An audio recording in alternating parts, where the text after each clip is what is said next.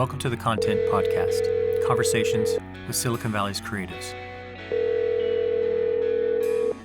I'm Daniel Garcia, your host and the cultivator of Content Magazine, published by SV Creates. Hello, this is Ellina. Today we talk with Ellina Yin. She is the producer of a new podcast called Only in San Jose. Hey, Ellina, this is Daniel. It's good to talk to you. Good to speak to you too. Yeah, so now you have been working with Exhibition District for the last, 3 years or? Yeah, about 3 years. Yeah, About 3 a years. little over 3 years. Yeah, and so just recently, you've moved on from working with them, and now what are you doing? What's the plan? Well, I am definitely taking a little break and kind of figuring out next steps. And I think that's, might be true for a lot of us, what's next during this pandemic. And so currently I am working on my own podcast called Only in San Jose. Cool. And it's a podcast about kind of democratizing and demystifying the civic participation process in San Jose. So what is it going to focus on? It's going to focus on a lot of politics, I imagine, right? More of the process of how the city operates.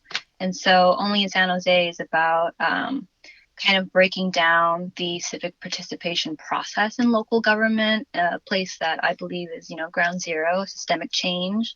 And on it, you'll hear a breakdown of specific city processes, policies, and budgets and the like. And, you should listen to it if you're looking to get more involved and be a part of shaping what San Jose looks like.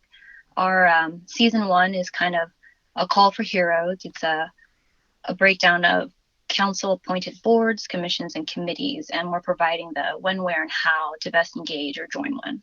Awesome. That's cool. Now, is this something that's kind of like has kind of grown out of, because you were doing Catalyze SV, right? And are you still doing that? And is this part of kind of like an extension of that? I am no longer with Catalyze SV, but I was a founding board member. And before that, I've always been very passionate about community engagement. And so this is kind of my all-in deep dive to really kind of committing to this passion and figuring out ways to get more people engaged, as well as, including myself. Yeah, that's cool. So where do you think you got this kind of interest and passion in kind of like bringing people into the political democratic process? I think, it started, I would guess, in the design industry. I worked for about 10 years in construction, engineering, and architecture, our built environment, mostly kind of like public infrastructure type projects. Yeah. And I've witnessed the importance of kind of making sure that you get the proper community engagement and feedback in order to design places that are equitable and useful and, meet the needs of the community. And through the years of participating in that process and town halls and things like that, I've started to kind of see that it wasn't very accessible. Like, if you couldn't beat traffic and, be at City Hall or, your community center by 6 p.m., you weren't really part of that conversation. And, these places are being designed for you and your kids and future generations. And so I think I really started to kind of pick up that we're missing a lot of voices, and I kind of want to experiment on ways to bring those voices to the table. And I thought a podcast would be helpful because you can listen to it anytime, anywhere, and get informed and, maybe get engaged on your own time.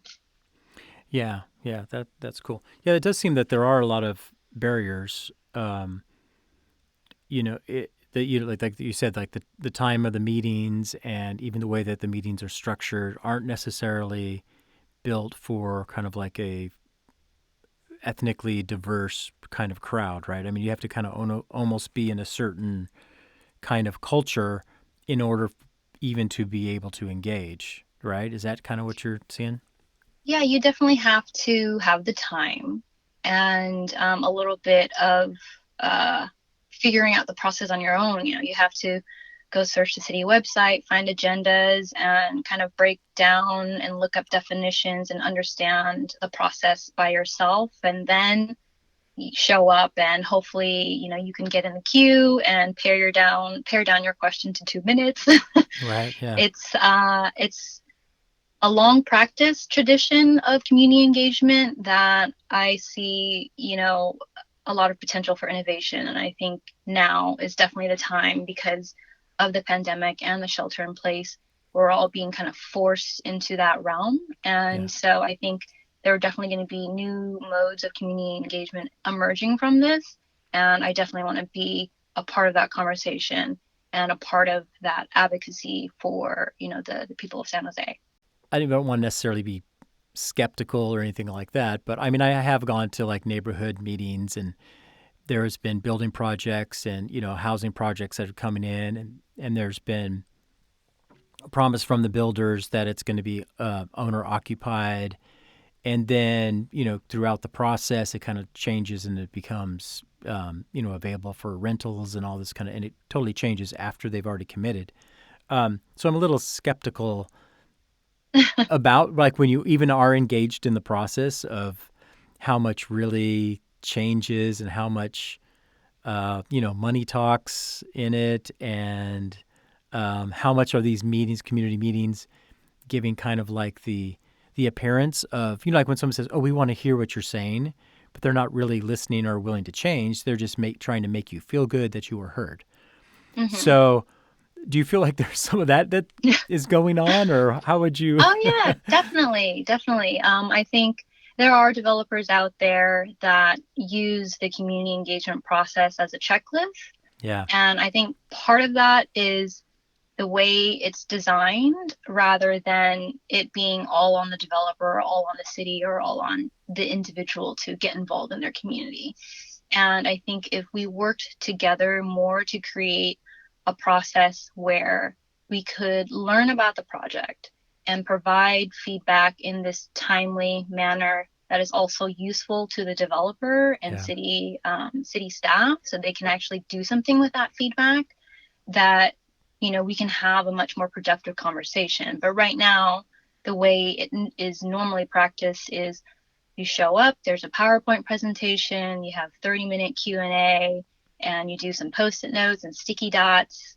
And then after that, that information doesn't really come back out to the public in a way that is accessible or easily, understood. If we could have a community engagement process that was more like DoorDash, and you can see like, oh, comments received is being published on this date, and fill out this Google Doc or survey, and follow along more, have it be a little bit more transparent. And I think that could be a promising direction, but it also has to do with, the infrastructure, and cities across America right now, unfortunately, are struggling with budget cuts. Yeah.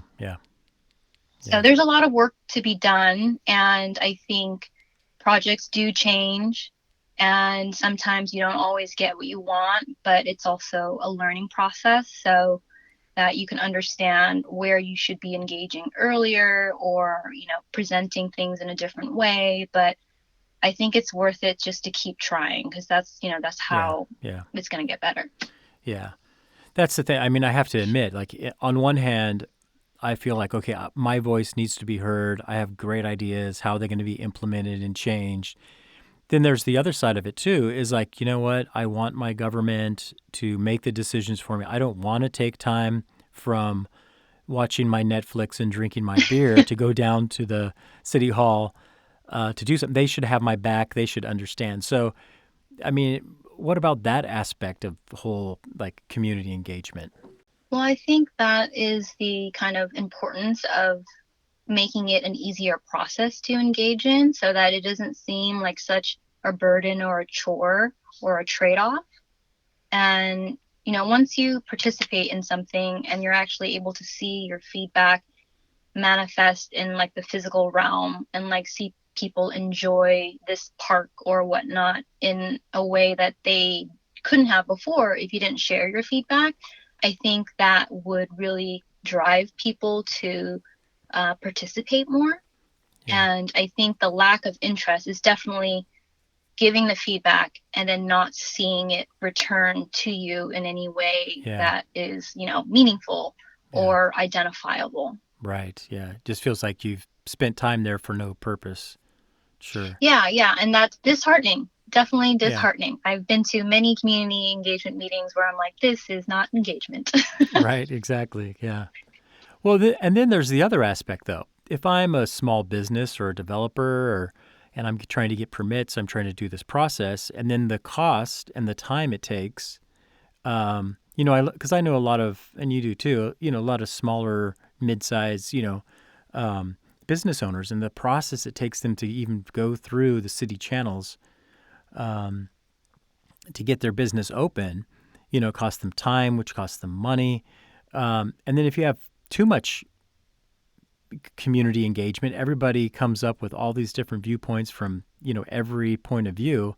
It kind of, you know, extends that process and then makes it frustrating to be a business owner even trying to do something in town, right? I mean, Yeah. how's that balance all work out in this wonderful democracy? Well, I think that the more structured and intention you put into designing the process, that you will have a better outcome. And so if you are just trying this for the first time and the feedback is not exactly what you need to inform your decisions, then you have to, it's your responsibility as the person soliciting that feedback to pose the question or the exercise in a way that your community and these future patrons and residents can give you the right feedback. Like if you're very specific, this is just about everybody's favorite topic, parking. Right, sure. And if you can give us feedback, keeping in mind that you only have X amount of dollars and X amount of weeks to get this through. Here's your like kit of parts. How would you arrange it, assemble it, and and show us and Yeah, yeah, share with us why you did it this way. But there's a lot of different exercises in communication and engagement. Like for example, at Catalyze SV, we did a planning roundtable discussion where we had our director of city planning, Rosalind Huey, and we had them on the stage at the Improv. And it was a really nice sit down. We provided dinner, and people kind of were able to engage and ask questions. And because they were on the stage of the Improv, it was a little bit more lighthearted and fun. yeah. And we can experiment with so many different ways. Yeah, that's kind of interesting. Like definitely even the venue and the platform and the Robert Rules of Orders, et cetera, would change kind of probably the communication and even the outcomes, right? I mean, if you're coming into City Hall, it feels very kind of stuffy. If there's police that are standing at the door, I mean, that changes the whole dynamic too. So, so that's kind of some of the things that you're talking about, bringing people together in kind of different settings for different types of conversations. Yeah, and that's like the whole actual principle of design. Like when you change certain details, you get a completely different outcome, and it could be just a stage or providing delicious food or a comfortable chair. And that improv experiment was a complete experiment. We didn't know how it was going to go, but we're like, well, the whole point is to try something different and to Yeah, see if it works better. And it did work better. yeah, that's great. Did you, for your school and education, did you come from kind of like a design um, kind of background, interior design, or because I believe you were with Anderson Brule for a while, weren't you? Yes, yeah, Yeah, Anderson Blair Architects. yeah, yeah, Yeah, so I started in construction and it was in water and wastewater treatment. And I started off as an assistant and in the estimating department. So I was in charge of helping to kind of put together the proposal documents and the budget. And then from there, I moved into engineering, always in the proposal and business development realm. yeah, And then I did the same for Anderson Belay Architects. And just through observation of how designers design, and then through the lived experience of being a person who's like entered a very well designed restaurant or a very not well designed restaurant, yeah, And, for example, like you can walk into a hospital, and if you're in an emergency, you want to be able to discern where the ER room is and go straight there. And Yeah. wayfinding is a very important part of that. Like you don't want to go into a building and be confused. And so those are lived experiences that I can draw from visiting a library or a park or attending, a meeting and things like that. And Yeah. so combining all of that is kind of how I developed my education around design. Yeah. Yeah. That's cool. What would you say from your years with Exhibition District, working with a lot of different artists and kind of like bringing artists into kind of spaces, and um, how do you think that has helped kind of shaped your viewpoint even now as you get ready to do this podcast? Artists are very, very important, and they hold a special place in my heart. And I identify as a recovering artist. Recovering artists. Yeah, recovering artist. Why recovering artists? What's the? Well, I had a knack for drawing and poetry at a young age, but then I didn't really develop that skill. And then once I joined Exhibition District and Local Color, being surrounded by artists, 24/7 kind of helped reignite that Yeah. skill set that I kind of left behind. Yeah. And so that's why I identify as a recovering artist. Okay. All right. Yeah. But I think they play a very important role in society. They are the visual artists that help us see, our biggest dreams and, wildest endeavors. And especially like now in the shelter in place, what we're retreating to keep us sane are the arts. We're watching films, reading books, painting, or, indulging in a concert Yeah. virtually. And I think it's a very important part of the human condition to experience the arts. And so, in everything that I'm doing with a podcast, I'm trying to find opportunities to engage with artists. And so, I hired a local artist, Alyssa Luggett, Yeah. and she is helping me with some of the design aspects of the logo as well as the cover art for the podcast. Cool. Before the pandemic, I was like planning on printing t-shirts and like posters and having like Yeah. collectible items. That's on hold right now, Right. but I'm still working on trying to engage local musicians to kind of do the soundtrack and Yeah. all the fancy sound things that I'm not an expert at. Yeah. That's cool. Okay, so then let's move to the aspect of a podcast. So, have you done a podcast before? Have you ever done anything like that, or? No, brand new to podcasting. I have taken quite a few workshops. I took a workshop with Create TV as well as PRX out of Boston. And the podcast, Only in San Jose, was actually a Knight Foundation 880 Cities Emerging Champion Fellowship grant. That's a mouthful. Yeah. Yeah, that is. Yeah, that's good. So that's kind of given you the runway to begin the project, right? Yes, yes. I've gotten a lot of support from Knight Foundation and PRX and Create TV, and it's been really invaluable to have those community resources to kind of like kick this off the ground. Yeah. And it's not as hard as I thought it was going to be. Most of it is just right now, at least, like switching completely to phone interviews and, Yeah. paring down the production costs and things like that. Yeah. So have you already started to do some interviews?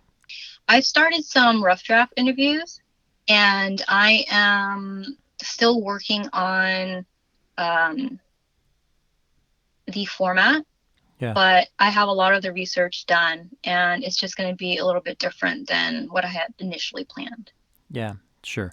Well, can you talk about the format of what you were initially planning and what kind of you're now planning? Yeah, so initially, each commission, and I was focusing on the ones that had seats that were terming out or they are currently vacant. And I wanted to discuss the process of what they decide and how it impacts the daily lives of people who live in San Jose. And so I was going to do anecdotal stories for the first part of the podcast and then tie it into, one or two commissions and how the decisions of that commission or committee has affected, this person or business owner or artist. Sure. Yeah. And kind of, connect the dots. Yeah. And then go into how you can get involved and when applications are due and big picture thinking of what this commission is also capable of if, we had different, more diverse, newer voices participating. Yeah. That sounds really cool. So that was the original plan, or is that still kind of the plan? That was the original plan. So now I don't have the anecdotal stories. I have a few, and so they're not all going to be in the same format. So some of them Sure. will have the stories and others will not. And it also depends on who I can get on the phone because the city is very busy and, they're dealing with a lot right now. And so it will be some of it might be just me talking about the process and what I've learned. Yeah. And then other parts will be like, interviews. Yeah. Yeah. So, I mean, of course, like everybody, I mean, the COVID and the shut-in has kind of changed what we're all doing. For you, what has it kind of, I don't know, revealed? Not so much about work, but just for you personally, what have you been kind of going through these last 9 weeks? I think it is. Yeah. I have discovered, I would say, new capacities and like expanded boundaries on my resilience and, how important that skill is, if you can even call it that. Yeah. And, resilience, I think, has also been a recurring theme during this shelter in place and global pandemic. And what I mean by that is, we're seeing just how resilient or not so resilient our global economy is, cities and local and national government, and our planet even, given, some time off from the daily activities is really, kind of coming back in this really beautiful way. Yeah. And I see all of the life as we knew it kind of changed overnight if you think about it, and is all being put to the test right now. Yeah. Yeah. Really. Yeah. What's been for you the kind of like the most difficult thing? Probably like where and how do we go on from here? Yeah. Sure. Yeah. Yeah, a lot of businesses are, thinking the same thing, and as well as, cities across America. And I feel like very much in that same boat. Like, how do I continue to serve my community in a meaningful way that is also, touching on some of these immediate needs that we have? Yeah. And how do I make a living out of it? Yeah. Yeah. Yeah, it is. I mean, that's the big thing. I mean, the trickle down aspect of the economic kind of shutdown is huge. Even for the cities of what they're going to have to do to cut their budget just because of tax dollars. Yeah, tax dollars and income from conferences and concerts. Like, yeah, I feel like we're definitely now in this like strange purgatory with a side of like light solitary confinement. Yeah, yeah. It's going to be very interesting the next couple of years for sure. Yeah, it is. It is. Now, so the podcast you're looking at to be like a career, a paying gig for you, like a journalistic endeavor, or what was kind of the plan? Are you doing it as like a nonprofit, or is it for profit, or pet project, or? It is a fiscally sponsored project right now, and so I am planning on just finishing season 1, and season 2, I've started to kind of play with the idea of maybe I'll break down the San Jose General 2040 plan. Oh yeah, it's a pretty important document. Yeah, cool. And but I'm just gonna see how season 1 goes, and Sure. I want to see how it's received by people, and I want to hear their feedback, and I really want to use that to inform the next phase. Yeah. And so I don't really have like a 5-year plan because no one saw this coming. Yeah. Yeah. It definitely changes things. Yeah. And if you know anything about resilience, you just have to be adaptable. And so right now the focus is to put on a good production for season 1 the best that I can, Yeah. and then wait for feedback and figure out where to go next from there. Yeah. Yeah. That's cool.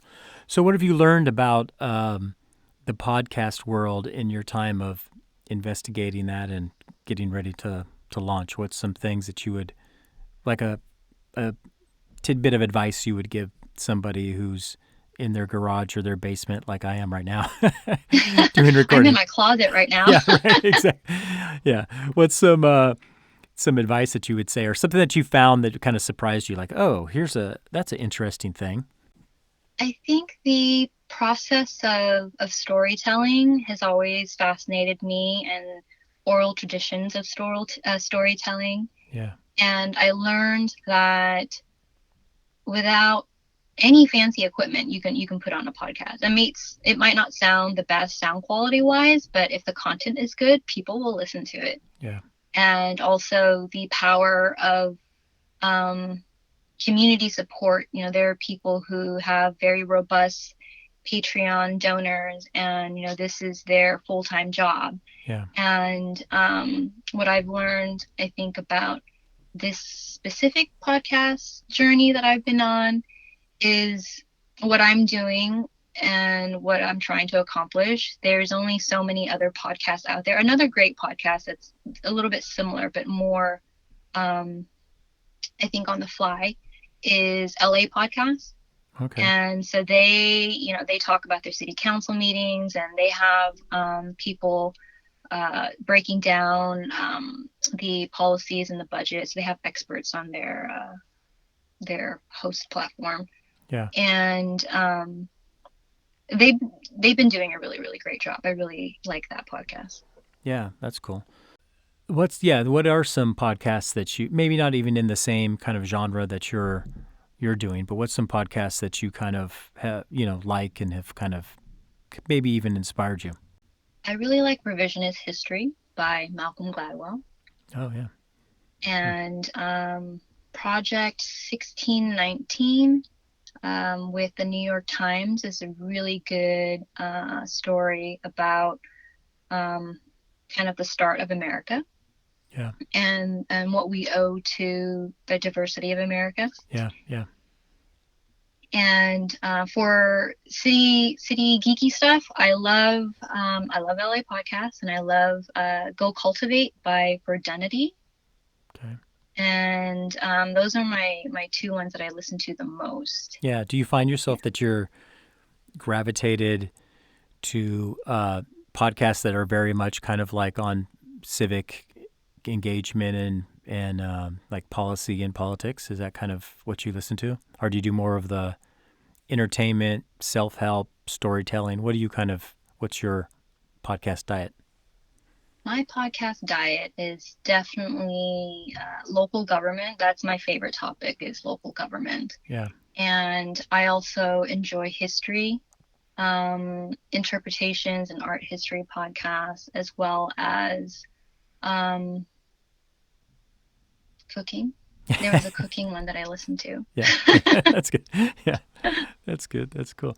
Yeah, I find like, I'm not really into podcasts that much, mainly because I think I used to listen to them way more when I had more of a drive and a commute, but now that I'm riding my bike pretty much, well, now that I'm not going anywhere, but so I wasn't really listening to I wasn't listening to when I was going to, work, because I'm just riding my bike 5 minutes and it's, I don't want my earbuds in, etc. So, but now that I'm kind of sheltered in place while I'm working, I've been listening to more. And, the things that my vast interests, I would think, like, oh, I'm going to listen to photography podcasts or, comedy or something like that. But I ended up just listening to all these ones about magazines. I'm like super fascinated about the people who make independent magazines, right? And it's kind of fun, to see like, oh, there are other crazy people out there, Yeah.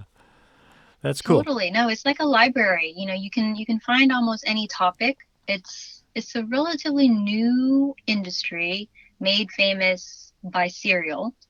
And so it's not that old, but there's a lot of innovation and a lot of opportunities to tell stories that otherwise we don't really hear or is not represented on mainstream media. Yeah. So what about you? Do you have like a personal mission or purpose in which you kind of like frame your life and live by? Yes, and it's always shifting. At the moment, I would say it's to wield with intention and wisdom and love all of the power and privileges that I have both acquired and been born into to create a more equitable, sustainable, and joyous community by all means at my disposal for generations of today and tomorrow. To me, I think that is a life well lived. Yeah, that's awesome. So for you, you see that you're in a position that has privilege or responsibility or access, and then you want to help others gain that as well. Is that what I'm kind of hearing?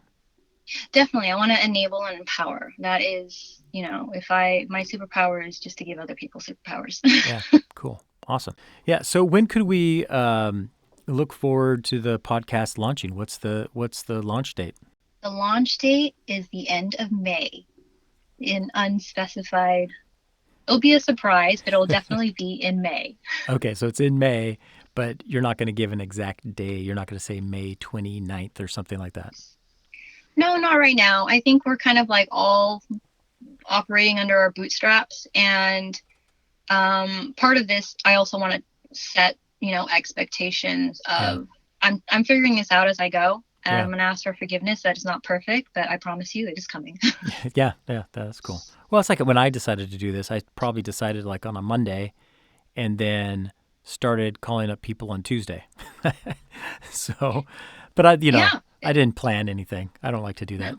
That's too But it's much. also that's the creative process. You can't really plan it all out. It doesn't always go according to plan. And so I'm kind Yeah. of just going with the flow. If you do want to learn more though, I have a website and it's www.onlyinsanjose.org. And that's where you're kind of giving updates about what's going on with the podcast and what the plan is going to be and the shows and season one coffee mugs and stuff like that. Yes, so that's going to be all on the website. And prior to that, though, the boards and commissions are accepting applications right now as we speak, which is May 12th. Yeah. And there's a lot of vacancies. There is a total of, last I checked, 77 seats that are either vacant or terming out Yeah. by June. And so that's a lot of opportunity for, 77 brand new people to come and make their voice heard and, take part in shaping their city. Yeah. And what are these positions exactly? The slots that you're talking about, and what do they kind of look like? They have, so there's a few seats opening up on the Arts Commission, which is very important. And, that kind of determines, the aesthetic of the city and, who gets grants for which art projects. There are, I believe, a few seats on the Historic Commission, Okay. which decides, what is our legacy as a city. Yeah. And there is the Planning Commission. There's a bunch of commissions, and that will also be on the website so that people can peruse and figure it out to see what's best for them. And it's also on the City of San Jose's website. And these aren't elected positions. They're kind of appointed or invitation positions. How does that work to be one of the commissioners? They are appointed, and they are appointed by council or sometimes by the mayor's office. And the recruitment process is a combination of the city clerk as well as the commission staff and through council appointment. And so you send in your application, and they contact you. Sometimes an interview might be involved. And you can also reach out to your local council member to ask about vacancies within your district, because sometimes they will have district specific seats, and then they also have like citywide seats. And there's also seats on certain boards where, they're looking for a lawyer or somebody with early Sure. education experience on like the library Yeah. commission. Yeah. Yeah, and don't they try to get somebody from each kind of district normally to be a part of the teams or the commissions? Majority of the commissions, I would say that is the case. And then there are some where it's more specific to maybe businesses. Okay, like an And industry of some sort. yeah, yeah. Yeah. And they're shifting. I know that there's talk about making district seats kind of a thing for all commissions, but it's not for all commissions right now. Yeah. Yeah. Cool. And some of them offer stipends Yeah. Okay. for the meeting. So, a few extra dollars in your pocket. Yeah. Yeah. All right. So then let's do this. If only San Jose podcast starting at the end of the month for you, what is something that you really love about San Jose? I love the small town feel of San Jose, which is like, we're the 10th largest city. And yet it feels very small and quaint. And there are days when, I was out in the public more. I couldn't really walk down the street without seeing somebody that I knew. And I kind of really, really like that. Yeah. And also within my neighborhood, I live with other people who are engaged in the community, and it's really nice to kind of bump into them at the local, corner bodega store. And it has a really nice small town feel, and it's really diverse. I was born and raised and grew up on Eastside San Jose, and I love that part of town. The food is amazing, people are great, and we have a lot of amazing parks as well. Cool. Awesome. That's good. Well, thank you for talking with me and telling us a little bit about your project. And I'm excited, and good luck with Only San Jose. And and people can find that at is it onlysanjose.com, or why don't you tell us onlyinsanjose.org. Okay, onlyinsanjose.org. And also you can have social media of the same name? Yes, and the social media is only in SJ. I know there's some branding issues there, but I'm working on it. Yeah, that's always the thing. That's like when I started to do content, it was like, oh, like everything is taken, But yes. Yeah. Cool. Well, awesome. Thank you. I really appreciate you taking the time, and we look forward to hearing the podcast and being inspired and educated by what you're doing. So thank you. Thank you. Thank you. Looking forward to it as well. All right. Talk to you later. All right. Bye. Bye. Find out more about Ellina Yin and her new podcast at onlyinsanjose.org. In addition to publishing Content Magazine, SV Creates also provides tools and resources for artists and arts organizations. From time to time, we'll be checking in with Alyssa to find out what's going on. Hey, Alyssa, how you doing? Hey, Daniel. I wanted to let you know about an upcoming 2-part webinar we have on leading others through change. It's May 21st and May 28th. We're doing it in partnership with Center for Excellence in Nonprofits. And you can find more information and links to register on our website at svcreates.org. Thank you for listening to the Content Podcast. Follow us on social media at Content Mag and subscribe at content-magazine.com. This episode's music is by Sakura. You can follow her on Instagram.